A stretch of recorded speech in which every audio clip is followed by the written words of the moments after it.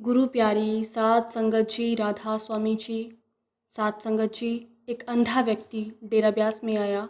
उसकी वहाँ पर कुछ सेवादारों से मुलाकात हुई और एक सेवादार ने उस व्यक्ति को पंडाल में ले जाकर बैठा दिया।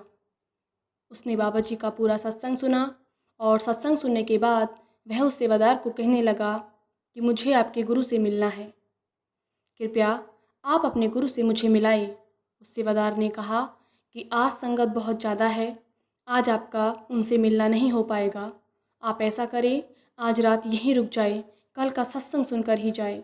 आज रात आप मेरे पास ही रह लें। उस अंधे व्यक्ति ने वैसा ही किया।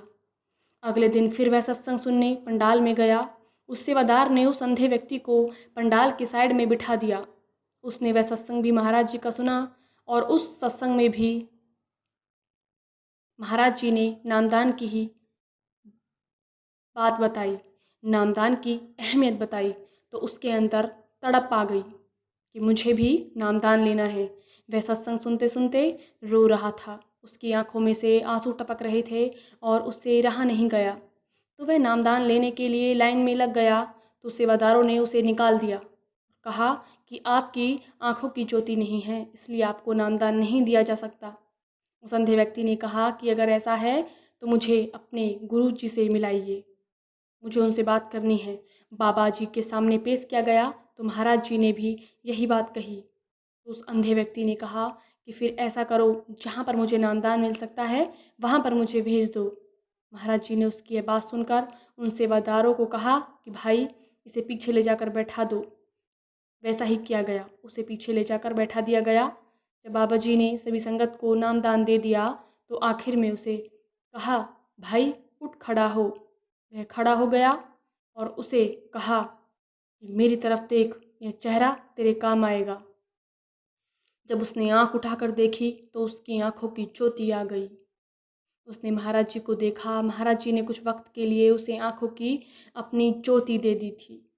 और साथ संगत जी, जो गुरु बाहर की ज्योत दे सकता है, अंदरूनी ज्योति भी दे सकता है। कुछ अभ्यास करने के बाद वह अंधा व्यक्ति ज्ञान प्राप्त कर लिया, उसकी अंदर की आंख भी खुल गई, उसने सब जान लिया। तो वह एक बार महाराज जी का सत्संग सुने दोबारा डेरा ब्यास में आया। तो सत्संग सुनते सुनते बीच में खड़ा हो गया और कहने लगा, महाराज जी मुझे आपसे अर्जी करनी है, कृपया मेरी बात सुने। महाराज जी ने कहा कि भाई इतनी जल्दी क्या है, बैठ जा। लेकिन कुछ देर बाद वह फिर खड़ा हो गया और कहने लगा, महाराज जी रहा नहीं जाता, मुझे बात करनी है। महाराज जी ने कहा, ले भाई चला ले जो तुझे बंदूक चलानी है।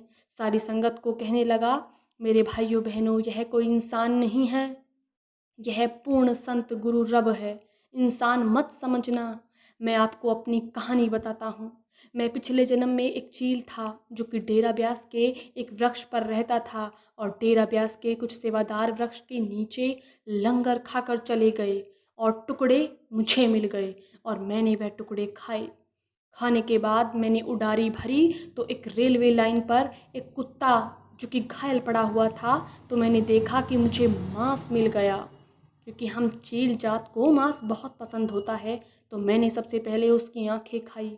इसी के कारण मुझे इस जन्म में आंखों की ज्योति नहीं मिली, लेकिन मेरे सतगुरु ने मुझे सब दे दिया जो मुझे चाहिए था। मेरे वीर भाइयों, यह कोई आम इंसान नहीं, यह रब है, रब। इनको तुम इंसान मत समझना। गुरु प्यारी साध संगत जी, हम आपके लिए ऐसी ही रूहानी साखियाँ लेकर आते हैं। ऐसी ही साखियाँ रोजाना सुनने के लिए हमारे चैनल को सब्सक्राइब करें जी। राधा स्वामी जी।